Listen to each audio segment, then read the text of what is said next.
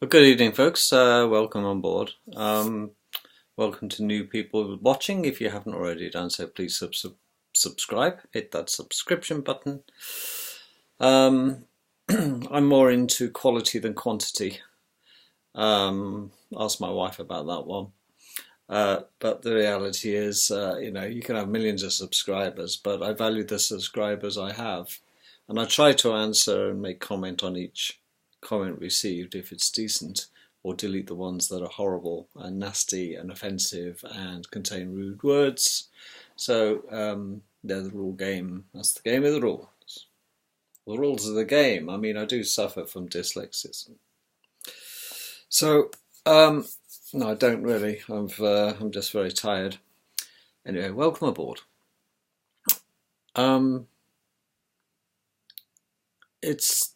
I've always remained relatively private in my life, but it seems that the internet doesn't give you much privacy anymore. So I want to tell you where I'm coming from, a bit about me. It's all about me. No, it isn't. But I want you to understand I know what I'm talking about. And I'm not a theorist about things that I discuss generally, because there are so many theorists out there, but until they've actually done it, yeah, fine. So a brief breakdown about me, who you're listening to, and why I'm cynical as hell about the world. And I think I've got a grasp at the age of 57 about what's really going on. But how have I managed to come to these conclusions and have these opinions and become so cynical? Well, you'll figure it out as we go along. So continue with your ironing or washing, whatever you're doing, or just sitting there listening with your, just staring at my chops. When I was a youngster, I was obsessed with, pull up a sandbag, sit down. I was obsessed about wanting to be a pilot. And it was my desire. My father was a pilot.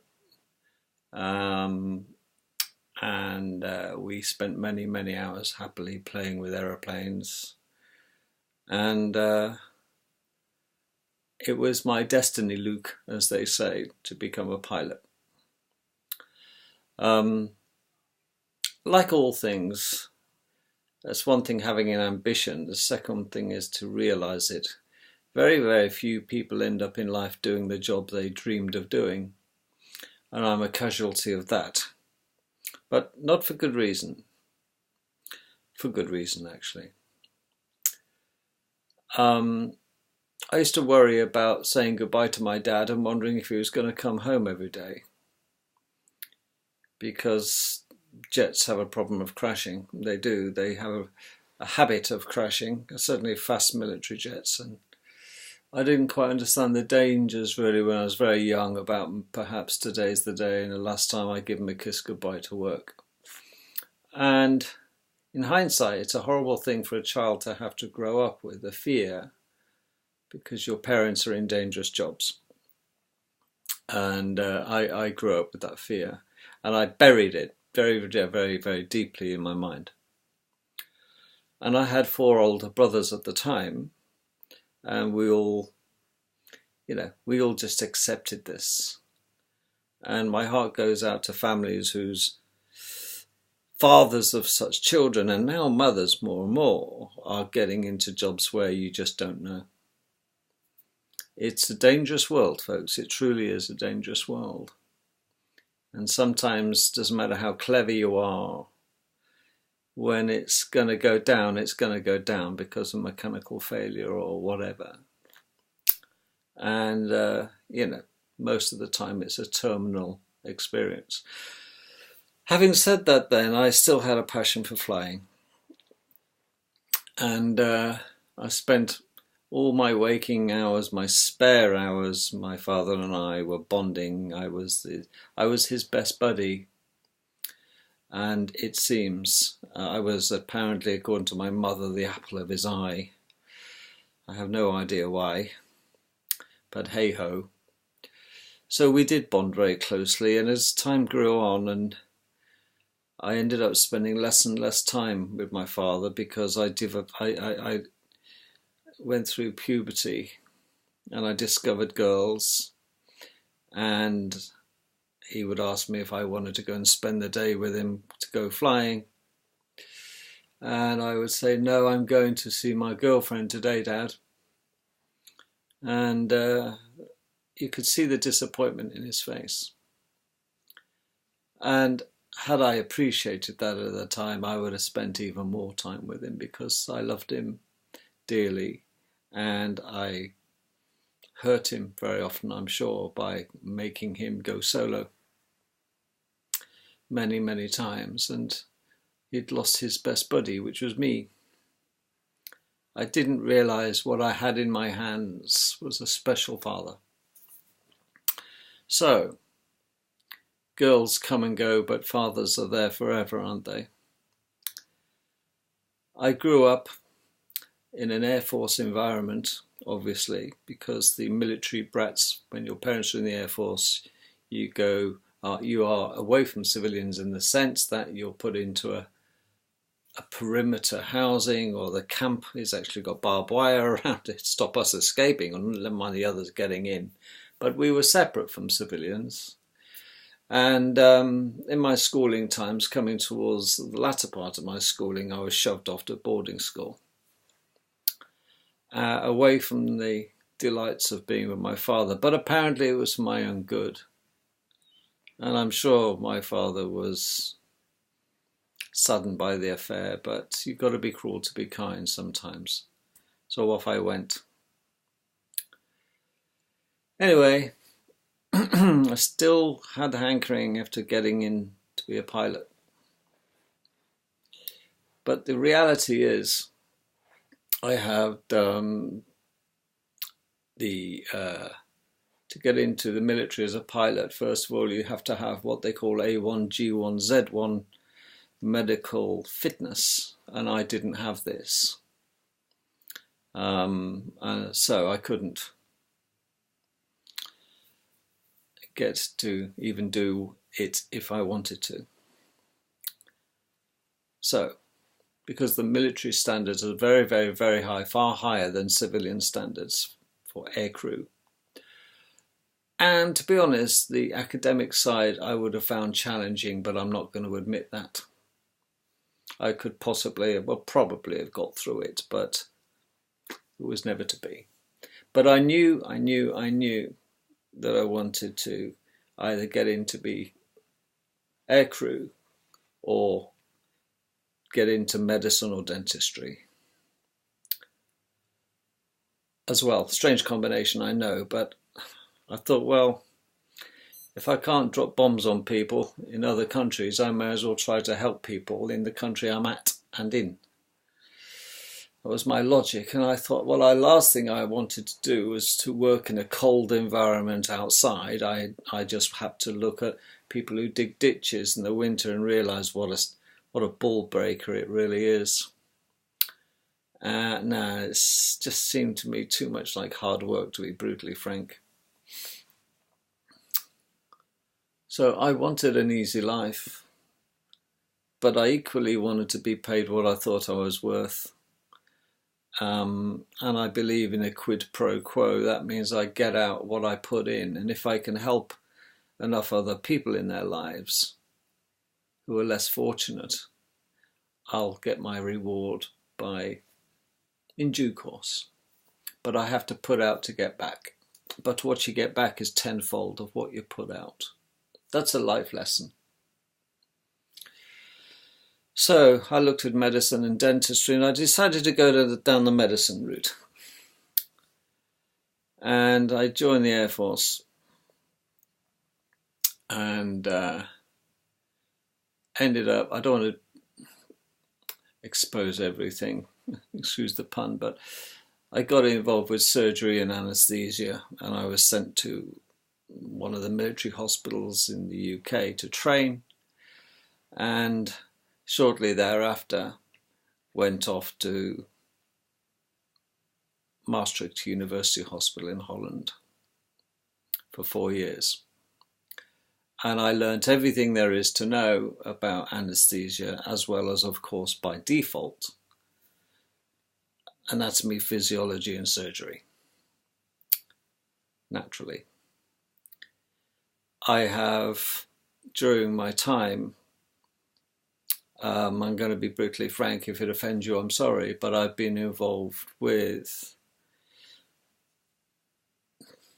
witnessing and assisting in and anaesthetizing for the following procedures: major trauma from fetus, well, baby, all the way to pensioners. Okay, so major trauma surgery. I've been involved with orthopedics, plastic surgery, gynecology, obstetrics, urology, nephrology is part of urology, it's the kidney side, liver transplants and liver surgery, liposuction, you name it that a human being can have a procedure for, I've been involved in it. So I'm pretty au fait with not only anaesthesia, I'm pretty au fait with watching the hours go by, watching surgeons strut their stuff. And I'm fully aware of the complications that may happen and the potential, particularly in trauma. Give you a little example of how I view civilians as a service personnel.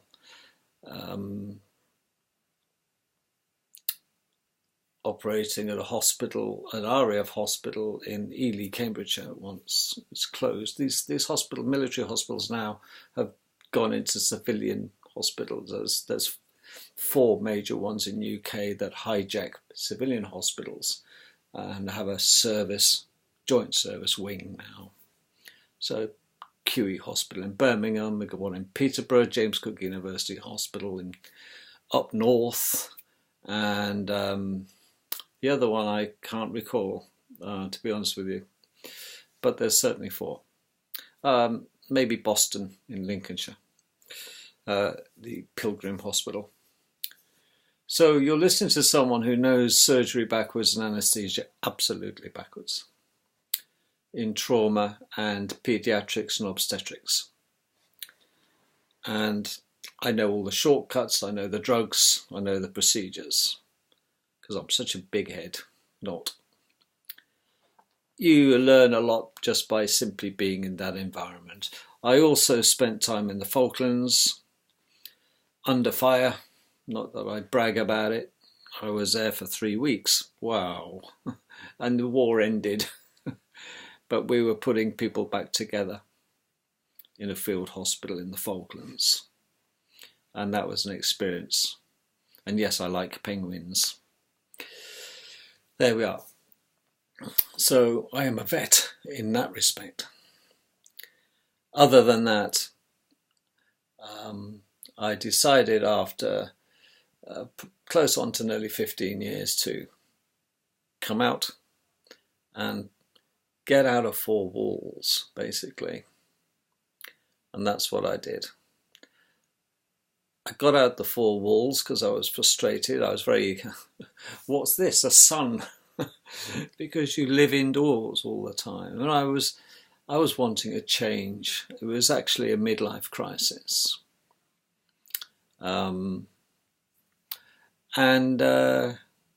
Amazingly, I met the girl I call my wife now at this stage. There we are. And we've been together ever since. So she's known me warts and all, I suppose. But I was a single person in the Air Force. And when I came out, that was it. It was, the door was shut, goodbye, enjoy civilian life, and off I went. I wanted to get into the commercial world. And I had all sorts of bright ideas. One of them was to start a magazine. And I put a lot of money in that idea, because it was a unique magazine expressly for the medical industry. And I had a partner who I was in the Air Force with, who was in a similar situation to me. We both had money to invest. a reasonable amount, and we borrowed against that money, the pair of us. Well, I did more than he did because I was a majority shareholder out of the partnership. And we set about spending an absolute fortune preparing and getting this publication ready. And of course I didn't have an income at this stage because I was building a business and I was putting money out, more going out than coming in. And I was living off my savings, as was he. Cut a long story short, after investing an absolute fortune, in excess of £100,000, I discovered something quite horrible about my partner, because he was actually trying to do a parallel magazine journal, trade magazine, to compete with what effectively would be ours. But he was planning to milk me for information and knowledge and my money to fund his exercise, and then at which point, when he gets his going, he would ditch me, which he did. But not only that, he took his idea to America and sold his house and just gone with his wife and child, leaving huge legal fees and taking fundamentally the money. I was left absolutely high and dry. And naturally the thing just collapsed and I had to go into bankruptcy, owing a fortune. And I just had no way out. I had to sell my assets and start my life all over again. But I still have the knowledge. So you can see sometimes why I'm a little bit shirty about partnerships and people who rip others off. I think he will get his comeuppance. Well, he will, because he moved to America. Ho, ho, ho. And not that it makes much difference, but, you know, he didn't have the same skin colour as me. Should we leave it at that? But we were in the Air Force together and I trusted him. And it was a big, big mistake, one that I won't make again. And it cost me a lot of money in a house. So there we go. So I had to stand myself up and dust myself off. And here's the good news. I still had my wife who loved me dearly, and we were both equally disappointed about how things had worked and worked out. So we had to start our lives together again with a lot less money. And bankruptcy, you in the UK particularly, you cannot have any credit from the banks for a minimum. And bankruptcy in the UK is 3 years. You get through your bankruptcy, and then you can have a normal credit rating and then start all over again. So 3 years you cannot really do anything apart from work, but you're not allowed an overdraft. Only certain banks will allow you to bank with them. So, you know, they are bastards, our banks. That's what I can tell you. In that time, it wasn't online banking. So there we go. There was no real internet to talk of at this stage with regard to online banking. Banks were late adopters of the internet for us plebs. So I was compelled to take a job with what I knew. I didn't want to go back into four walls, into the NHS or private sector, Bupa, Nuffield, etc. I'd had enough and I wanted a change. Because nobody's ever going to get rich in medicine or healthcare. Nobody. And I wanted to get some money for a change. Because with money, it's a bit like manure. If you stuck it up, it stinks. But if you have it and spread it about, things grow, and that was my philosophy. So once I got all the money, my intentions were good and sound, because I would help other people help themselves. And I would love to be somebody's benefactor and maybe backing their business ideas up, because I know how difficult it is to be left hanging with a great idea and no money to pursue it. So I've always had this entrepreneurial flair. I wrote a couple of books just because I wanted to write a book once, and it sold very well. It was a trilogy of children's books for 7 to 14, I suppose, 7 to 14-year-olds. Because, you know, I thought that I handled the books well. They did sell well, and then I wrote a satirical book, satirical book, called The Woman Whisperer, which sold very, very, very well. And I produced an audio CD for that, a double one. And I thought, well, I've done that. I got the T-shirt. And I still write now, but for myself. And I like writing stories. But what do I do then is actually to get myself out the crapper and continue without going into four walls.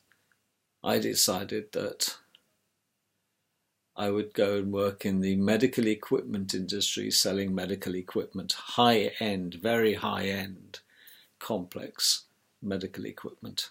Not to use syringes and needles and sticky tapes, but things that individually would cost in excess of £70,000 plus each. Because I could talk with other consultants in charge of intensive care or special care baby units and operating theatre. I could talk their lingo naturally, and they knew what I was talking about. Because one thing you cannot do with clinicians in the NHS or private sector is bullshit them. And the medical sales industry is absolutely full of bullshit artists who know a lot about a little. But you take them out of their arena and they are like fish out of water. And I did very, very, very well. And I enjoyed that time. But I still had a hankering, folks, to work for myself. But you get to a stage where you get dependent and comfortable with the lifestyle, the company car, really good income, new wife, 2 children to support. I couldn't rock the boat and get out of selling medical equipment because it was very lucrative if you're good at it, and I was. And I thought, I'm stuck, but I've got to have to look after my children and pay the bills and get some money behind us. But I thought the first opportunity I'm going to get out of this and go and work for myself, I will take it. And that's what I find myself doing and will continue to do. And I did at one stage buy in second-hand medical equipment, repair it and fix it and get it up to date and sell it off to vets, because vets buy a lot of second-hand medical equipment. And their terminology for anesthesia and patient monitoring, despite getting interested in animals, is the same as humans. So vets use a lot of cast-off NHS equipment that are being used on humans, because the lifespan for such equipment in the NHS is 7 years, and they retire it whether it's working or not. And the vets are rubbing their hands thinking, wow, give me, because they buy the equipment at a peppercorn rate. Hats off to vets. I like vets. Anyway, I was always convinced, looking at the surgery that I witnessed, and I witnessed some absolute miracles, and some tragedies, sadly. But I did learn very quickly, dealing with A&E trauma, how stupid and horrible and derelict of duty are parents towards their children. Some parents are towards their children. I'll give you an example. At Ely, I was on call in A&E. I got paged for an emergency to run off to A&E with an ambulance coming along with a 10, 11-year-old young lady who was a victim of a lorry flying past her she was on a bicycle, and hit her and didn't stop and drove off, obviously drunk. And this young girl had half her face taken off, literally, from below the eye down here, and half her jaw. Absolutely horrific. And obviously traumatized, totally unconscious. Tongue exposed. It was a mess. She was a mess. But hats off to the ambulance crew. They got her to the hospital. Naturally, we had to find out who she was, where she was. Nobody seemed to know the child, where she came from. She was just on a little bicycle in a wet, rainy evening. It was dark, with no lights, allegedly. Well, children do these things.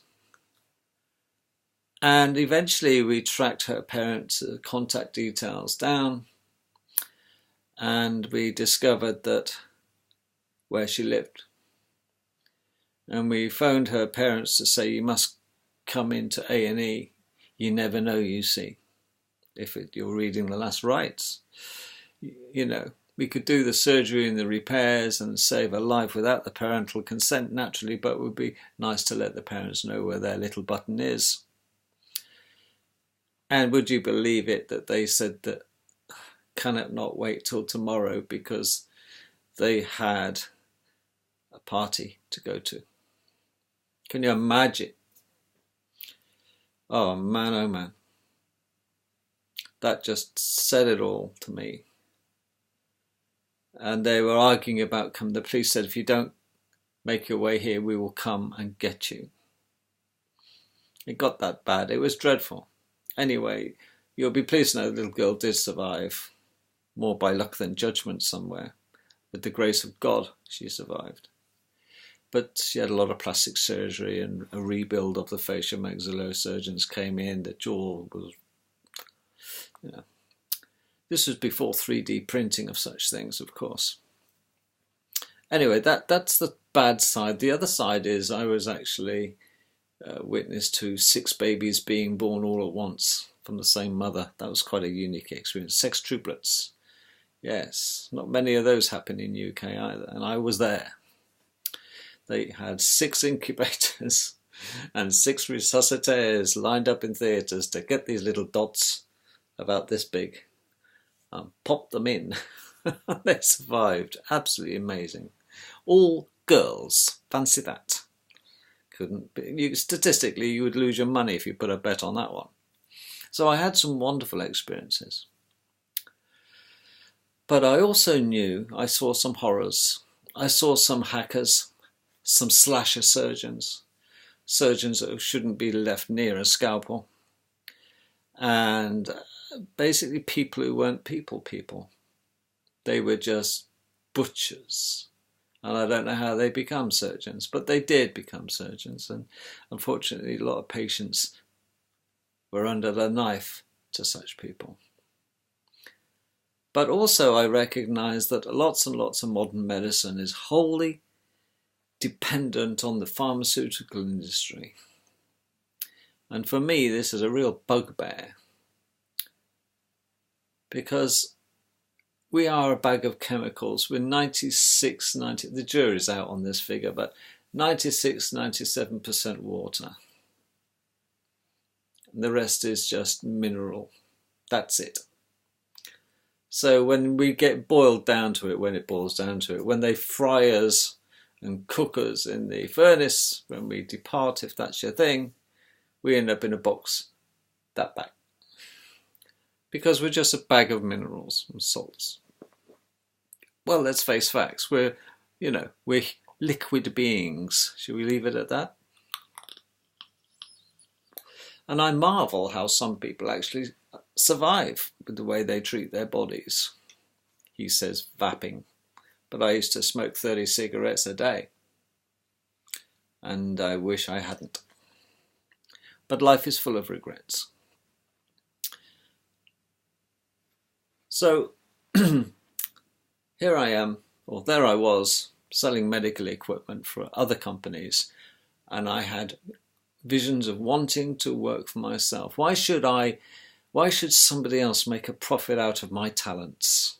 Why can't it be me and my family? That's the way I always wanted to be self-employed ever since I left the Air Force.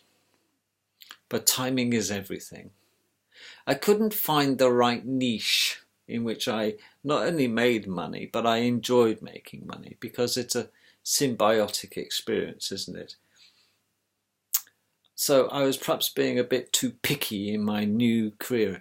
Why can't I find something where I benefit people as well as benefit myself? It's a double win situation. There are so many jobs that you don't get that with. And I had to find the right job. And well, I've found the niche. And that's what I'm going to spend the next few minutes talking to you about.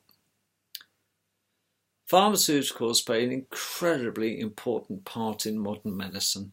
There are a lot of charlatans, there's a lot of shit pharmaceuticals, but there are some magic ones. But historically, you know, you can't beat the old ones that have been around a long time. One of them, of course, is being the cardiac medicines, the ones that drop your blood pressure, the glycerol trinitrate that opens up your vessels, acts as a vasodilator, so your angina, pain goes away, or you reduce the chance of having a heart attack. There are a lot of reasons, and a lot of natural drugs from plants that do us such wonders. I'm a big fan, although I don't partake, I'm a big fan in CBD and hemp oil and other such things. And I'm also a real fan of magic mushrooms. Not that I partake, because they will give you glimpses into the other worlds available to us. And that's where we have an option of going eventually, I'm sure. We live in hope. But for a living, the job that I found that I really wanted to do was to get involved with people who have exhausted all avenues of healthcare that are simply not helping them. And I want to provide something that at last worked. And it was drug-free. Now, you can look at osteopathy, you can look at chiropractors, you can look at physiotherapists, sports injury, massage, you name it. Well, there is a snob factor between that lot, of course. You know, physiotherapists bend and stretch in exercise and play with joints. Osteopaths are then the chiropractors are the next one under the physios, and under the physios you get the osteopaths, and there's this battle going on in a high street about who's doing the best and what, and you know, oh, you don't want to go, this is an osteopath, oh, you don't want to go and see a chiropractor, they don't know. But osteopaths are bone crunchers, chiropractors are a little bit more sophisticated, and then you get the physiotherapists who strut around like they're Olympic athletes, and you know, these are the people that walk on water for rehabilitation in the eyes of the medical world. And then you have the surgeons, of course. So the surgeons, once they finish cutting you up and that, send you off to the physio to stretch that muscle and break those adhesions and yada, yada, yada. But really glorified physical training instructors, really, to be brutally frank, or George. But sometimes some people still have to take painkillers, because manipulating things and moving people around and cracking their back and aligning their vertebrae, people are still getting pain. So what do is they end up having to rub a gel all over their arms or some cream. They have to pop a few anti-inflammatories. They get fungal infections, and they get skin disorders like rosacea. They get cold sores, whether it be herpes simplex or the one more, the other one, zoster. It's not nice having cold sores all over your face, trust me. and genital herpes is not nice. And they bung drugs at you that don't work. They take the pain away sometimes, because all a painkiller does is put a plaster on the cut, isn't it? Eventually, you have to keep taking the painkillers. And so we are in a nation now that all GPs are doing is spitting out prescription, prescription, prescription. Who's next? Prescription. Who's next? Prescription. Throwing drugs at things, you're just putting a plaster on a boil. There had to be some treatment. Well, there is, and this is what I'm going to talk about. If we were born and shoved into a dark room with no sunlight whatsoever, in fact, a very dark room, we would die reasonably quickly, because human beings, as in most living things, need light. We need the sunlight. We truly do. Because the sunlight is the giver of life, folks. It truly is. Because human beings, believe it or not, are light beings. And I'm going to explain why I say that. We are beings of the light. And we are electric beings. We are controlled electronically. We are wired, and we truly are wired. Because if you look at the way that we move with our fantastic nervous system, okay, our spinal cord nerves coming out the back, they come in pairs. There's 12 pairs that supply our body, and one side of the pair, one half of the pair is a sensory nerve, and the other one is a nerve that sends demand signals to a muscle to contract or relax. The other one feels whether it's hot or cold or rough or smooth. So we have sensory and action nerves in pairs down our back. And there are 12 pairs, so there's 24 root nerves coming out of our spine. And they will control everything. It is all fed into your brain, up the spinal cord, into your brain. So your whole world, all the external signals are going up these 12 pairs of nerves. And you control them, hopefully, unless you're pissed or on drugs, or they're damaged. If they're irritating, they're giving you pain because you've slipped a disc. You know, I think most of us have had sciatica. We know that's the sciatic nerve, and we know there's usually a disc ruptured or herniated pushing on the sciatic nerve, which causes inflammation, because when the body's not well, what it does, it rallies the troops, increases the blood supply to the area of damage, and that, well, yeah, it's gotten swollen, it's gone all red, look, it's gone all swollen and red, yeah, that lump, yeah, that's it. Yeah, well, why is it swelling up? Well, I'm going to tell you why. It's swelling up because it wants to increase the oxygen flow. And why does it want to increase the oxygen flow to a point of your body where it's irritated or damaged or infected? Why do infections and boils get hot? Because basically, being water beings that we are, okay, water itself is H2O, hydrogen and oxygen combination. We know that, okay. But the body wants the oxygen, and the more oxygen, the better. Okay, and when you drink water, you are providing your body with oxygen. That's why in 3 days you don't drink water, you'll die.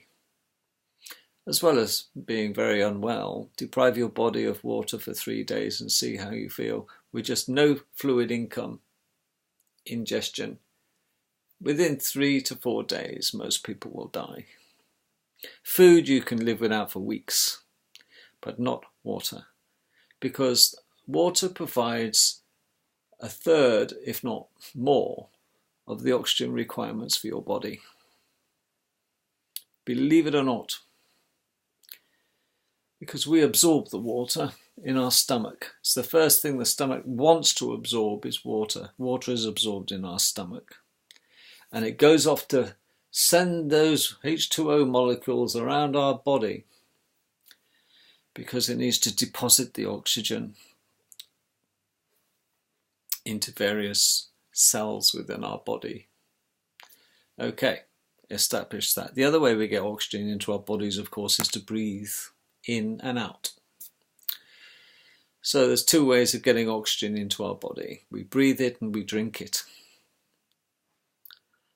So there we are. So it's good to, if you can, stay away from tap water and drink the purest water you can get.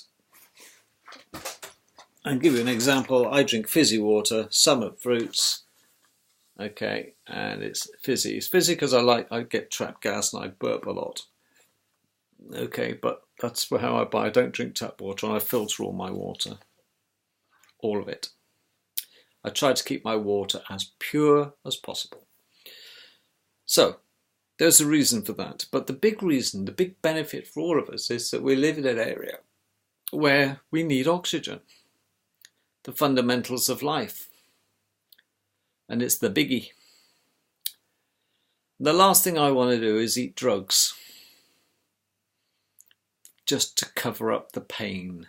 I want to get to the root cause, you see, of the pain. And if I can sort out the body and help it naturally to get rid of the pain, I'd rather do that than use drugs. Well, here's the deal. We know that increasing the oxygen to supply to an area of nerve damage, if you have tennis elbow, for example, you can go to a physio and do all this stuff, and you can go and get steroid injections off your GP. They hurt like hell, cost 35 quid, I think. You know, straight into the joint, anti-inflammatory. You want the inflammation. The inflammation's there for a reason, folks. Is to encourage the body to increase the oxygen to the point of pain, because the body knows, what would you do without the injections? Your body will sort itself out. You just got to help it along to speed the process up. Well, how do you do it? Well, you can drink a lot of water and keep yourself well hydrated. People just don't drink enough. Okay, that's true. But the other one is they don't exercise enough to increase the oxygen around our bodies. We don't, we're couch potatoes. But the one thing is then, what about this light I talked about? Well, light human beings can only see in a very small spectrum, very small wavelengths.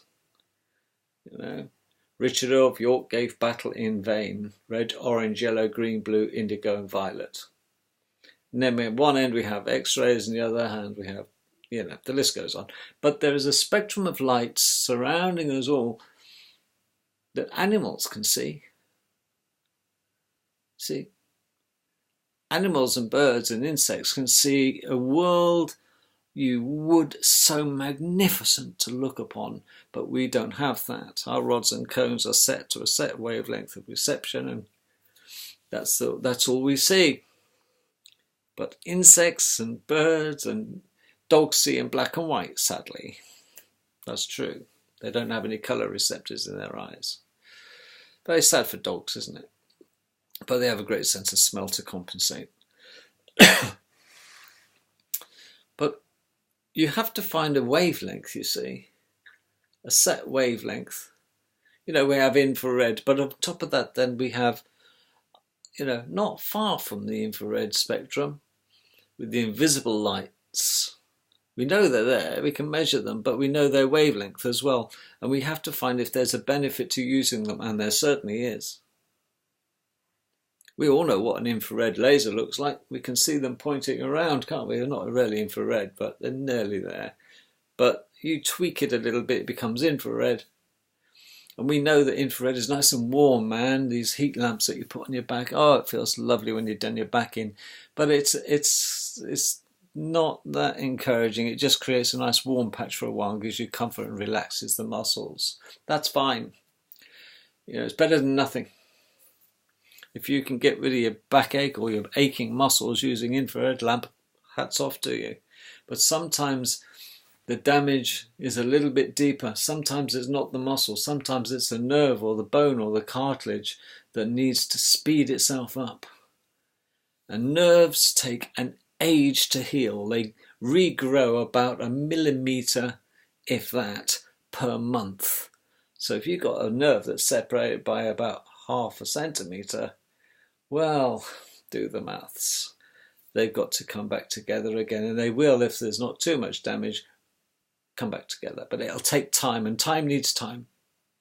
But if you can speed the process of repair up, drug-free, that's where it's at. Because people are sick and tired of taking drugs with the side effects and the expensive other things, like they're bloody expensive now, and the prescriptions, etc. You've got to go to the GP to get them.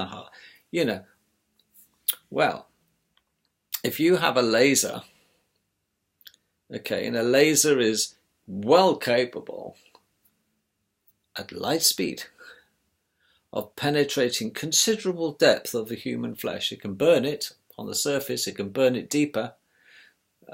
You know, we have these type of lasers that will burn into the human skin, into bone, dental lasers that will burn. These are called YAG lasers.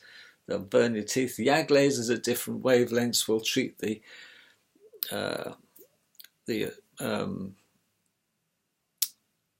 eye. It can actually blow a hole in our meshwork to improve the drainage of in case we get glaucoma. That's called an iridotomy. They zap it, and so lasers, depending on the wavelength, have different traumatic values when they hit us, the wavelengths. And some wavelengths are very, very, very healing. But how does it do it? How does a healing laser work? Well, first of all, it has to be at a set frequency, because the frequency will decide what's the depth of penetration. If that's a cross section, it'll tell you if I hit you with the laser here, but deep down I know it's going down 4 or 5 inches, maybe, or 3 inches. Yeah, and if I want to get down here, I can go that way. So I can all go around a joint with a laser at a set frequency, providing light to all the tissue. So what's the idea? What happens though? Because how does the laser actually work? Well, the laser encourages the blood, the red blood cells which carry the oxygen. They encourage, if I have a fist, if I have let's say a bone here and there's blood supply over it, and a little red blood cell comes along at its own little pace, and obviously this part of you needs oxygen and gets rid of its carbon dioxide. The little red, sorry to be so basic, but I have to. Little red blood cell comes along, dumps its oxygen off where it's needed, and takes away the rubbish like a bin man off to the lungs to get reoxygenated. And you have this circulation going on. And if the repair of the damage that's here is dependent on the amount of oxygen the body needs, the speed of the drop-off of the blood, if you can speed up the dumping of the oxygen at the point of where the damage is, you can speed up the repair process. Makes sense, doesn't it? Okay. But how do you get to the red blood cells so deep? You shine a laser light straight through the skin. You don't feel this, by the way, but you know it's happening. What happens to that oxygen when it hits the scene to do what it's going to do? Well, there's a chemical process, folks, because the body needs the oxygen to create energy, because we're electrical beings, and healing takes energy. So older people haven't got much energy. They take ages to heal. Younger people have got bags of energy and they heal like that. Okay, so when you shine a laser light at a set frequency to get the set depth for long enough at the right area, you increase the dumping of oxygen and the taking away of carbon dioxide away from the damage, so the body can use the oxygen to create, mix with a chemical, okay, to produce what they call a big bang. There's a chemistry exchange. All right, let's call it a mini nuclear explosion that happens when the oxygen meets this chemical, and bang, creates energy. That energy, because there's nothing for nothing in life, that energy speeds up the healing process. Okay? We haven't used drugs because we've got the pain anyway, and taking a drug just doesn't increase. All it's done is mask the pain because of the injury. But I wanted to do therapy on people which isn't detrimental to their bodies and can only be beneficial. And it was drug-free. And laser therapy in this way for people who have all sorts of problems that they've been historically treated with drugs. So my big aim in life now is to provide what they call photobiomodulation. It means using light to heal. Drug-free. And normally, depending on severity, 3 or 4 sessions with a laser on a tennis elbow, for example, or a really bad stiff neck joint or sciatica. Usually get that sorted out within 4 to 6 bashes with a laser, which you don't even know you're getting because it's pain-free treatment. And do you know what? I'm not asking you to take drugs. Just come back every second day. Maybe the best is to give the body a break between sessions, especially depending on the severity. If you have fungus on people that get athlete's foot and all sorts of skin diseases, lasers is the future. Lasers in due course will be small handheld devices that you can have yourself. Or you can go to a professional and get industrial quality lasered and speed up the process. And you will get treated for a majority of illness that people go to GPs for. They could treat themselves with a laser that they can buy. Or they can go to a professional, laser therapy consultant and get it done with a state-of-the-art machine. And there's very, very, very, very few illnesses that cannot be cured and alleviated that the laser cannot deal with. Okay. But they're not toys. If you shine it in your eye, it will blind you. So you wear protective goggles. So that's what I now spend my life doing. Okay. And great, it's so nice because I can choose my hours of work, I can choose my patients, I can actually talk the lingo, I know the maladies, I know all the surgeries, I know all about pain, studied pain for years. I've had some major surgery in my life. I've had 2.5 near-death experiences. One nearly took me out the first go. Okay. So I have been close to my maker. And I have the wound to show you. So that's who you're listening to. So I do have life's experience. I've had the university of life. I've had a nice life. I have a wonderful wife. I have 2 children who are very successful in their careers now. And I can chill out a little bit now because the pressure's off. My work here is done.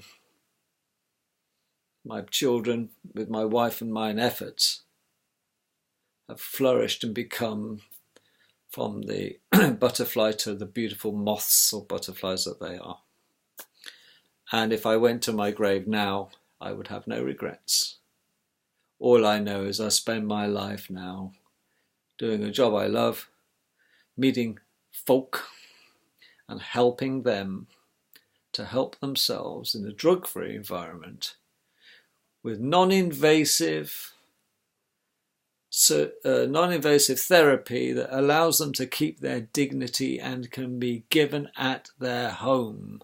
I am the mountain that goes to Muhammad. And there are more people than I can shake a stick at queuing up for such treatments. And that's what I want to be involved with now. I want to help more and more and more people realise that they don't need to go to see the GPs, the physios, the chiropractors, the osteopaths. They just need a regular session of photobiomodulation, laser therapy, and think of the money they will save, the inconvenience of having to get a bus when they're in agony, waiting the outpatients to get treated, yada yada yada, the side effects of the pharmaceuticals. To be honest, it's the future. You might have seen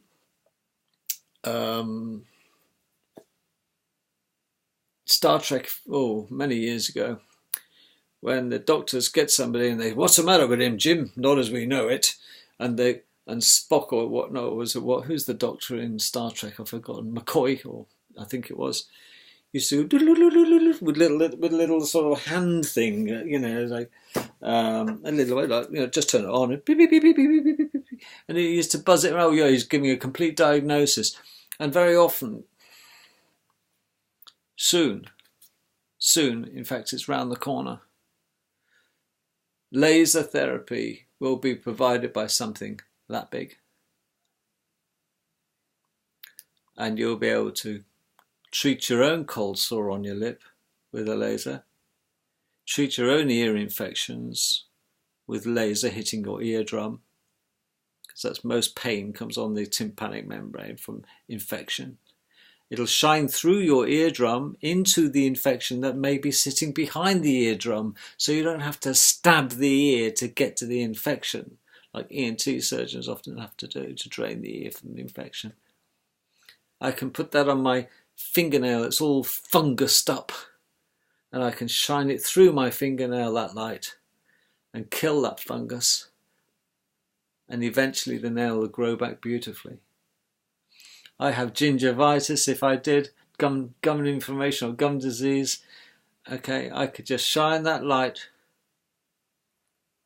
across my gingiva, my gums. I could do it through my cheek, open my mouth, and see a glowing mouth, because the laser has a carrying wave, an infrared aiming beam, and you won't actually see the laser, but you'll see its aiming beam. So you know where you're going. So you know where you're treating. So, laser therapy, photobiomodulation. Okay, photo, light, bios, logos, biology. Bios is life, and ology's got an ology, means study of life. Photobiomodulation means you can alter the power. Is there any contraindications to having photobiomodulation? Yeah. You don't use them over the thyroid gland, because the stimulation will cause the body to increase its production of thyroxine, which in big doses can poison you. So no. You don't go over a pregnant woman's tummy with a fetus, because you could potentially shine the laser into the fetus's eyes and damage it.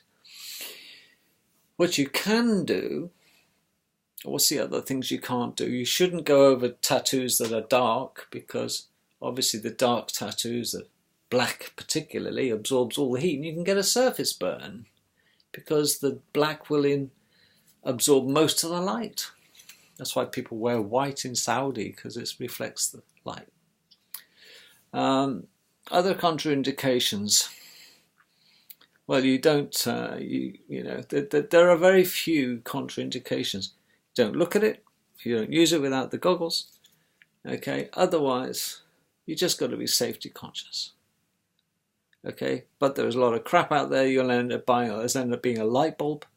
But if you're prepared to pay the right money, you can get a really nice, really nice laser that's going to be at the right wavelength for you to treat. All the wavelengths do is go deeper or less. Okay, and some are more powerful, some of them use 4 times, or maybe you can get away with it twice if you have a more powerful one. But all things in moderation. Well, I hope it's been suitable. Been on for an hour, call it a day. But I'll try and answer your questions. It's not a sales pitch. But be aware that there is always an alternative to surgery, painkillers, injections. Okay, it's called photobiomodulation. You can type that in. PBM. Laser therapy. And there's lots of it. And it is absolutely fabulous. Surgeons can put their scalpels away and GPs can throw away the prescription pad. And it soon will be now available in the NHS. They're late adopters. The NHS are now using it in Guy's and St Thomas's. Yes, the big boys have suddenly latched on. That isn't jiggery-pokery anymore. Catch you tomorrow, folks. Hope you found it useful. Toodle-pip.